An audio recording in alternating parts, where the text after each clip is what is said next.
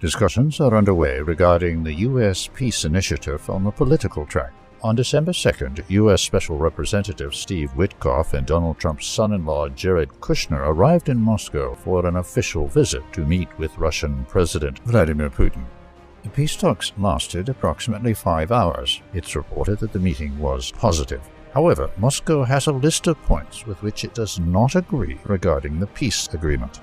Based on how Witkoff was received, the length of the talks, and the general mood of those involved, several conclusions can be drawn. Ukraine is likely just one item on the agenda for resetting Russian-American relations. Peace will be achieved, but probably at a later date, as Kiev, supported by Brussels, is reluctant to accept the agreement's terms. Most importantly, Russia and the U.S. are highly likely to fully restore their pre-war relations, particularly the economic ones. Despite the peace talks regarding the Ukrainian conflict, changes occurred between December 2nd and 3rd.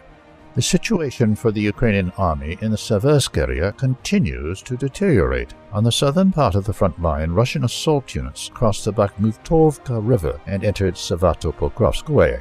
Each passing day brings the southern claw of the Seversk encirclement into clearer view. The northern claw will most likely form in the Platonovka area. This will enable the Russians to encircle a fairly large area in a wide arc. The Seversk garrison itself is under threat. Previously, supplies could be delivered by road through Sevastopol-Krovskoye. However, since fighting began in the settlement on December 3rd, this is no longer possible. The Ukrainian army will likely try to organize the delivery of ammunition and food across the fields. However, due to frost and muddy conditions, regular communication is unlikely to be established.